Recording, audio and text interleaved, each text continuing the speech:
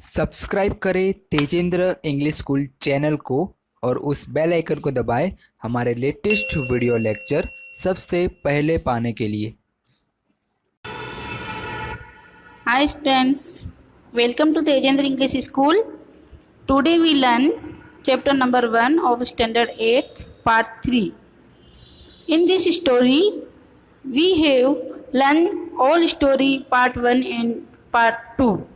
Part 1 and part 2 में हमने ये स्टोरी पढ़ी है। इस स्टोरी में एक ये कहा गया, राइटर ने ये कहा है कि वो कहीं पे जाते हैं और वहाँ पे देखते हैं कि एक डेस्कटॉप के अंदर एक लेटर उनको मिलता है। वो लेटर रीड कर चुके हैं। ये पार्ट 2 में मैंने आपको पढ़ाया था कि जो लेटर रीड करे थे उस लेटर में राइटर ने एक स्टोरी पढ़ी है कि क्या हुआ था। मेक पर्सन ने अपनी वाइफ को वो लेटर, कोनी जिसका नेम था, उसको लेटर लिखा था। उस लेटर के अंदर उन्होंने अपनी खुशी, अपनी सारी बातें, वो जो दोनों टीम के साथ क्या हुआ था, किस तरह से उन्होंने सेलिब्रेशन किया था क्रिसमस का, वो सब बताया था। ओके, अब आते हैं हम थर्ड पार्ट में। ये part number first number chapter है, उसका पार्ट 3 है।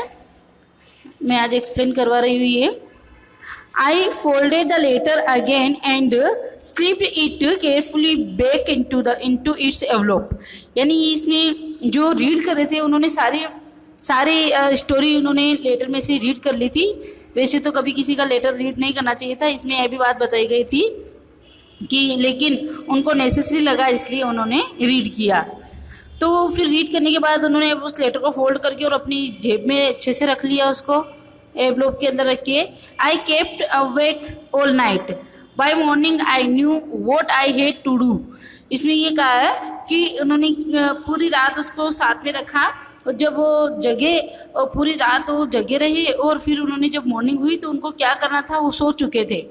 आई drew into Brightport just a few miles away.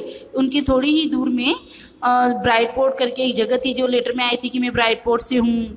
Make person थे ना, वो वहाँ से थे, इसलिए वो बता रहे कि वो कहाँ पहुँचे। ड्रो कहते हैं, ड्राइव, ड्रो ये सेकंड फॉर्म है, यानी उन्होंने ड्राइव किया, यानी वो वहाँ चले गए। I asked a boy walking his dog where Copper Beech was. Copper Beech एक जगह का नेम है, वहाँ पर एक लड़का जो है वो अपने कुत्ते को लेके चल रहा है वहाँ पे। तो उसको पूछा उसने, house number 12 turned out to be nothing but a burned out cell, the roof gaping, the windows boarded up.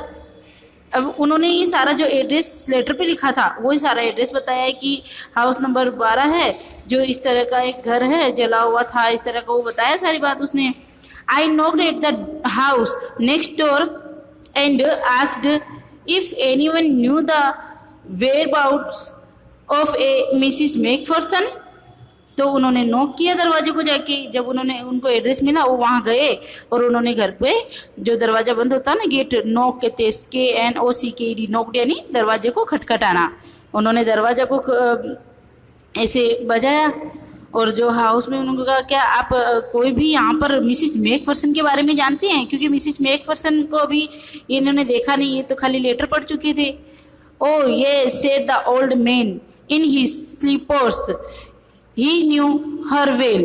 अब एक ओल्ड मैन जो है वो वहाँ पे आए, उन्होंने बोला कि हाँ हाँ हमने देखा है, मैं जानता हूँ। He knew her यानी वह उसको अच्छे से जानता था। A lovely old lady, एक प्यारी सी बूढ़ी औरत है वो।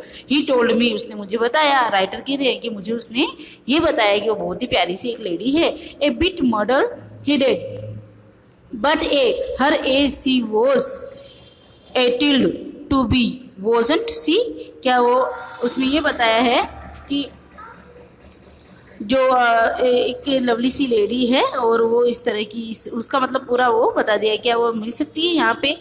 मडल हेडेड का मतलब होता है कंफ्यूज्ड, यानी वो एक तरह से थोड़ा कंफ्यूज हो गया। आपने देखते हैं कोई आके पूछता है कि कोई है क्या यहाँ पर, तो हम जरूर उसकी क्या करते हैं कि क्यों आया, कौन आया राम, ये अपने भी यही सोचते हैं, है ना। ऐसे ही उसने ये सोच लिया कि कौन है, क्या है, उसको जानता है, ये क्यों पूछ रहा है।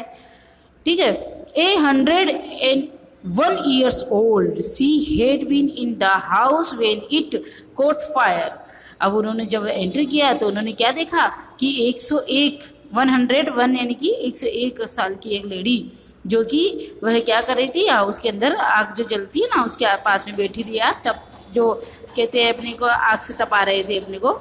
No one really knew how the fire had started but it could well have been candles.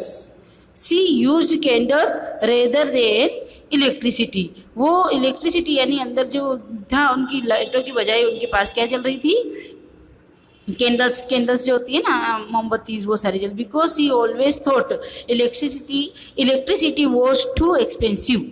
वो ये सोचती थी बार बार, क्योंकि कि बिल वगैरह जो ज़्यादा आते हैं या ऐसा होता, तो कभी क्या होते हैं पुराने लोग ना इन चीज़ों की बहुत सारी देख रेख करते थे, बचाते थे, यानी कि हम ना सेविंग होना चाहिए, तो बिना मतलब लाइट नहीं जलाना ऐसे ऐसे। अब देखो क्या होता, the fireman had got her out just in time. She was in a nursing home now, he told me. अब उन्होंने यह नाम दिया Brington House on the Dosters Road on the other side of town.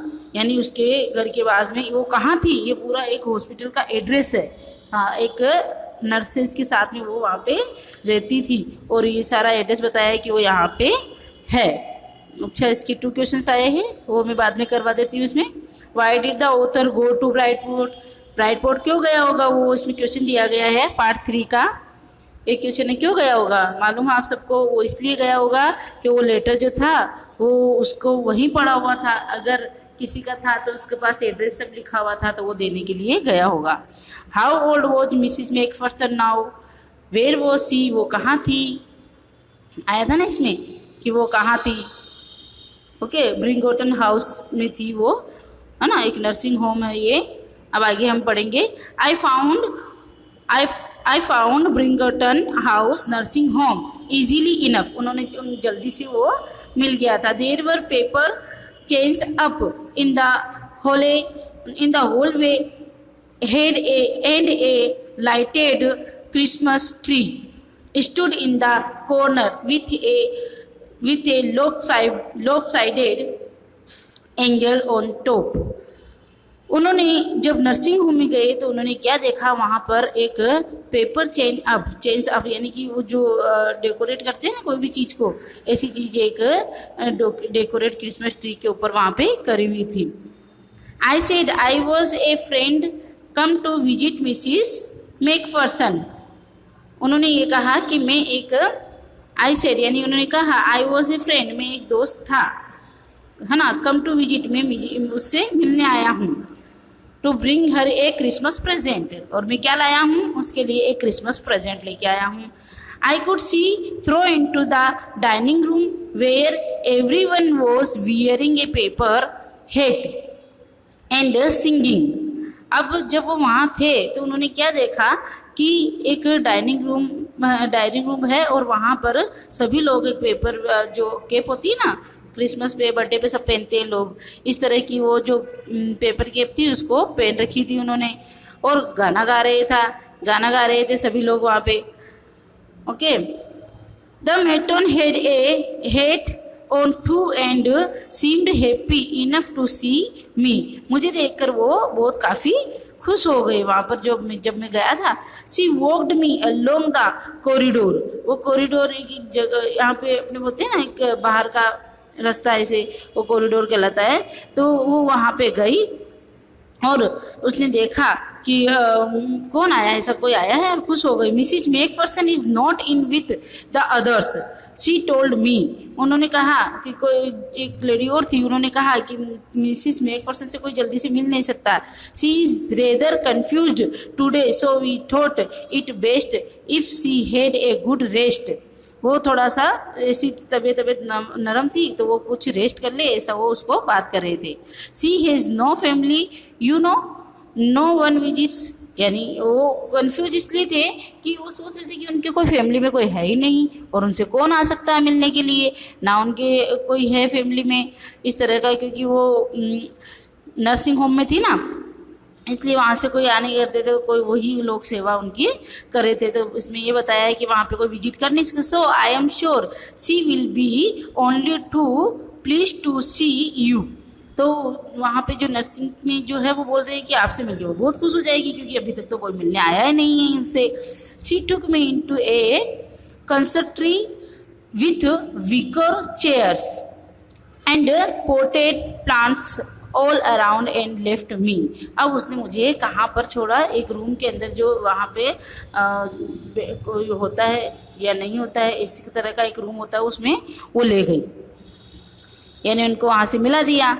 The old lady was sitting in a wheel chair. अब उन्होंने क्या देखा, अभी भी वो अब मिली है उनको, मैकफर्सन जो है वो अब मिली है. इतनी देर उनसे जो नर्सिंग होम में उनकी सेवा जो सर्वेंट होते हैं ना, उनसे ही बात हो रही थी. The old lady was sitting in a wheel chair. Wheel chair कहते हैं जो लोग अपंग होते हैं, चल नहीं सकते, वो व्हील चेयर से चलते हैं, है ना, जिसको आजकल तो ऑटोमेटिक भी आ गई है, बटन दबाते ही सब अपना काम व्हील चेयर करती है. Her hands folded in her lip. She had silver white hair pinned into a wispy bun. और उसने एक अच्छा सा, आपने कहता है अमोड़ा बना रखा था, है ना, उसके बाल सफ़ेद थे. सिल्वर यानी कि सिल्वर यानी चांदी जैसे, यानी कहने का मतलब सफ़ेद बाल, सफ़ेद बालों का था, और उन्होंने एक अमोड़ा जैसी जूड़ा जैसा बना रखा था. She was gazing out at the garden. उन्होंने गार्डन की तरफ, गेजिंग कहते हैं घूर के देखना, उन्होंने देखा और उन्होंने बोला हेलो. I said. जब वो देख रहे थे ऐसे, गेज यानी घूर के देखना, वो घूर रहे थे, तो मैंने बोला हेलो, यानी राइटर जो वहाँ पहुँच गए और वो बोल रहे हैं. She turned and looked up at me recently. यानी उन्होंने देखा और मुझे एकदम से सरप्राइज होके देख रहे थे. Happy Christmas Connie. उन्होंने कहा हैप्पी क्रिसमस. राइटर बोल रहे हैं यहाँ पर happy Christmas Connie. I went on. I found this. I think it's yours. तो उन्होंने कहा कि मैं वहाँ गया था और मैंने ये देखा, यानी शॉर्टकट में वो सारी बात बता रहे हैं. As I was speaking her eyes never left my face. जब मैं बोल रहा था तब उसकी आँख जो है वो मुझे नहीं देख पा रही थी, वो उनको साइड में नहीं देख रही. I opened the tin box and gave it to her. उन्होंने वो टिन बॉक्स खोला और उनको दे दिया. That was the moment her eyes lit up with recognition. यानी वो रिकॉग्नाइजेशन कहते हैं उसको समझने की. अब वो समझी थी कि क्या है, कौन है, कैसे है. जब वो लेटर देखा उन्होंने तो वो पहचान गई. रिकॉग्नाइजेशन कहते हैं पहचानने को. And her face become suffused with a sudden glow of happiness. उसने ये देखते, क्योंकि अपनी कोई भी अगर प्यारी चीज़ मिल जाए तो हमारा फेस, हम अंदर से कैसे हो जाते हैं, एकदम खुश हो जाते हैं. ऐसे ही वो, उसको खुशी मिली और उसकी हैप्पीनेस जो है वो आँख पे, मुंह पे दिखाई देने लगी. आई explained about the desk, about how I had found it, but I don't think she was listening. अब उसको जो राइटर है वो, उनको अब पता पड़ रहा है कि वो सुन नहीं सक रही थी उनको, क्योंकि वो 101 साल की लेडी हो गई थी, है ना, बुढ़ापा आ गया था, बीमार अलग से हो रही थी, है ना. तो अभी यहाँ पे राइटर को ये मालूम हुआ, उन्होंने सारी बात करी, लेकिन जब वो फेस नहीं देख रही थी तभी ऐसा हुआ था. शी वॉज लिसनिंग, यानी वो कुछ उसने लगा कि आई डोंट थिंक कि वो सुन रही थी कि नहीं. फॉर ए वाइल, थोड़ी देर के लिए तो उनको लगा ऐसा. She said nothing. उन्होंने कुछ भी नहीं कहा. But stroked the letter tenderly with her finger tips. उन्होंने अपनी उंगलियों से उस लेटर को अच्छे से ले लिया. Suddenly she reached out and took my hand. और वो बाहर, थोड़ा सा हाथों को बाहर निकाल कर उन्होंने मेरे हाथ को पकड़ लिया. Her eyes were filled with tears. और उनकी आंखों में से आंसू आ गए. You told me you had come home by Christmas dearest. She said. उसने फिर कहा कि तुमने मुझे बताया कि मेरा घर कहाँ है, कैसा है. उन्होंने सारी बात बताई थी ना, वो उसके लिए यहाँ पे हिंट दिया खाली. And here you are. और तुम यहाँ हो. The best Christmas present in the world. Come closer Jim dear, sit down. उसने उसको जिम मान लिया और वहाँ पर उसको बैठने को कहा.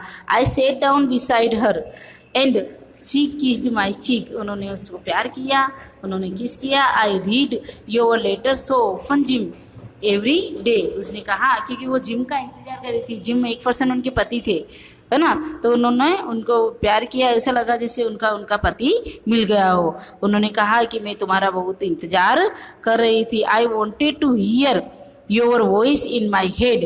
वो बोल रही थी कि मैं चाहती थी कि तुम्हारी आवाज़ में सुन लूँ.